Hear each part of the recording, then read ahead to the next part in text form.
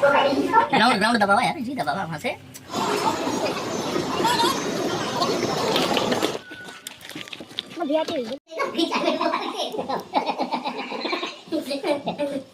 अगर पहले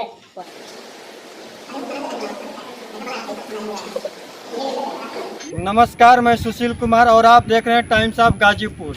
आज हम लोग यात्रा के दौरान चलते चलते तेलंगाना राज्य में आ चुके हैं और जहां पर आप लोग देख रहे हैं सामने रामानुजाचार्य जी की बहुत ही भव्य मूर्ति लगाई गई है, जो माननीय प्रधानमंत्री मोदी जी के द्वारा इसका उद्घाटन किया गया था। आज बहुत ही भाग्यशाली है हम लोग, कभी सोचे नहीं थे कि उत्तर प्रदेश से चलकर और हम लोग यहाँ आ जाएंगे। जो 36 घंटे का रास्ता है ट्रेन का, चल कर के हम लोग यहाँ आ गए हैं। ये हम लोग का एक नसीब है। और आइए हम लोग के साथ कुछ लोग हैं जो उत्तर प्रदेश और गाजीपुर जिला भदौरा ब्लॉक से लोग आए हुए हैं। मैं इनसे बातचीत करता हूँ। सर, सबसे पहले आपका नाम जानना चाहूँगा। सर, आपको यहाँ कैसे आना हुआ? यहाँ हम लोग कृषि विभाग के द्वारा किसानों को देखेंगे और एक्सपोजर विजिट में आए हुए हैं। ये जो है एक्सपोजर विजिट कदन अनुसंधान केंद्र है, जहाँ मोटे अनाज पे ट्रेनिंग दी जाती है। अपने यहाँ गाजीपुर के किसानों को लेकर के आए हैं।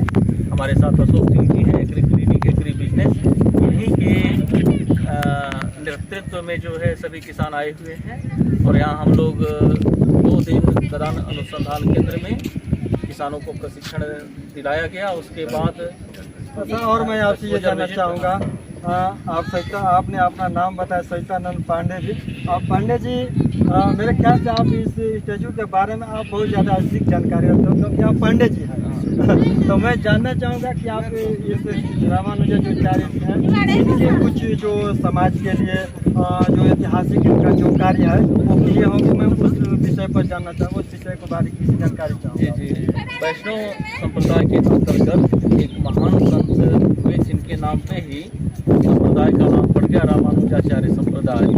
इन्होंने समाज में भेदभाव को मिटाया, किसी प्रकार का भेद नहीं रखा। इसीलिए जो है इनके सिद्धांत हैं। इनके सिद्धांतों को देखते हुए माननीय प्रधानमंत्री जी ने विश्व की सबसे ऊंची बैठी हुई मूर्ति का अभी हाल में ही कुछ दिन पहले अनावरण किए। ये जो है मूर्ति स्टैच्यू ऑफ यूटिलिटी के नाम से जो है प्रसिद्ध है, जो समानता के अधिकार को जो है ये प्रदर्शित करती है। तो हम लोग चल करके अभी मैं एक आध ऐसे सूत्र जानना चाहूँगा, जैसे अन्य जो मत मतांतर है, जो धर्म है, तो अन्य संतों का कुछ न कुछ एक ऐसा सूत्र होता है जिस सूत्र का बहुत कड़ाई से पालन किया जाता है। तो मैं एक आध सूत्र का जिक्र चाहूँगा आपसे। देखिए, वैष्णव संप्रदाय के अंतर्गत वैष्णव में कई वैष्णव हैं, 4 वैष्णव, जिसमें एक संप्रदाय है रामानुजाचार्य संप्रदाय। तो आगे चल कर के इन्हीं के एक्सेसिव में रामानंदाचार्य जी, तो वहाँ से संप्रदाय बदल गया, रामानंदाचार्य संप्रदाय बन गया, जबकि सब कुछ एक है।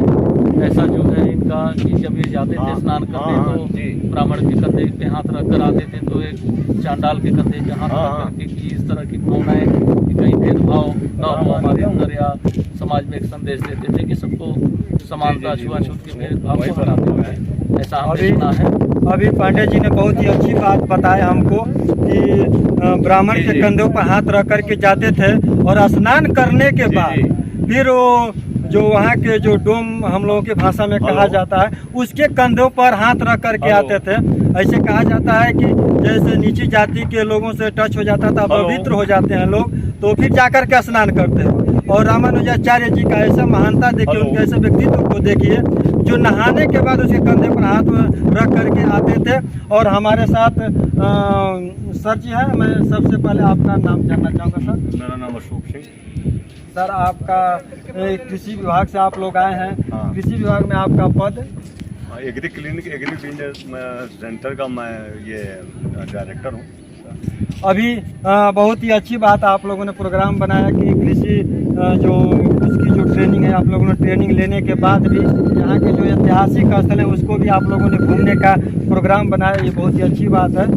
आइए हम लोग चलते हैं और फिर जाने से पहले हम सर जी से और कुछ बात करना चाहेंगे। आज आप लोगों ने घूमा, यहाँ पर आ गए हैं, कैसा लगा? बहुत बहुत अच्छा लगा। आएंगे फिर बातचीत करेंगे। तब तक के लिए आप हमारे न्यूज़ चैनल पर बने रहिए। अभी हम लोग कुछ देर पहले यहीं से हम लोग चर्चा कर रहे थे, क्योंकि अंदर माइक और मोबाइल किसी भी इलेक्ट्रॉनिक चीज़ें अलाउ नहीं है, ये सरकार का गाइडलाइन है, इसलिए हम अंदर कोई रिपोर्टिंग नहीं कर पाए।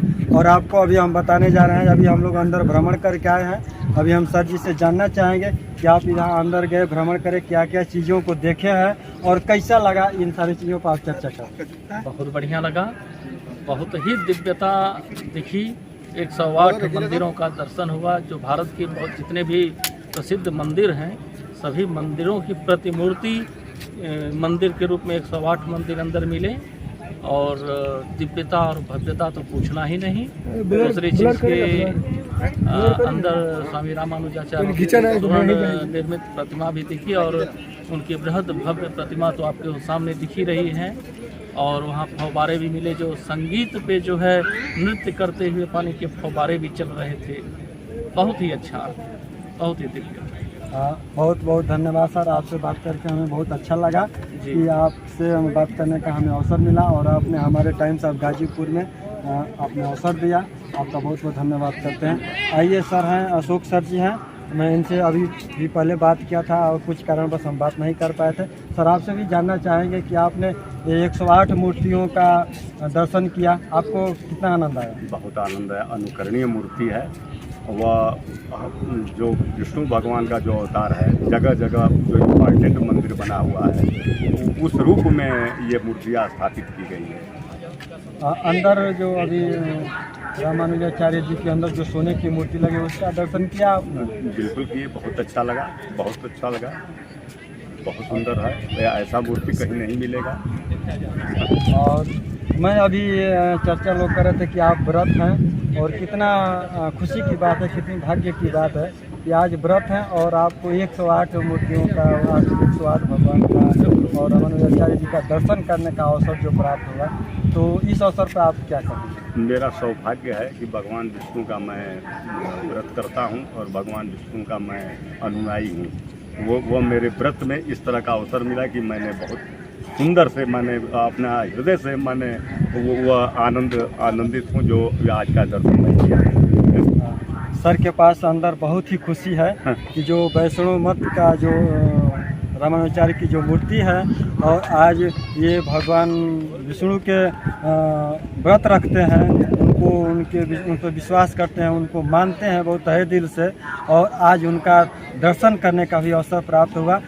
मैं बहुत बहुत खुश हूँ, और मैं सर का बहुत बहुत धन्यवाद करना चाहता हूँ कि आज हमारे टाइम्स ऑफ गाजीपुर में बात करने के लिए आपने मौका दिया, इसलिए आपका बहुत बहुत धन्यवाद। भ्रमण किया और बहुत ही अच्छा लगा।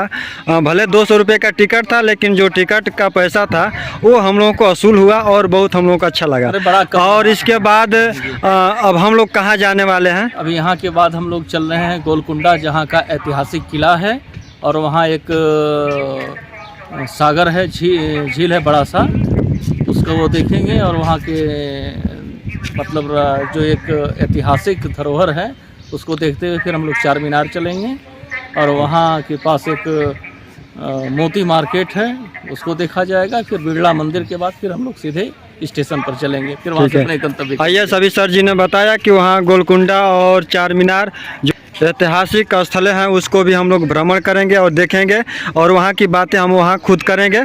चलिए, अब तक यहाँ के लिए नमस्कार, धन्यवाद। चैनल को मजबूत करने के लिए सब्सक्राइब कीजिए और वीडियो को लाइक शेयर अवश्य कीजिए।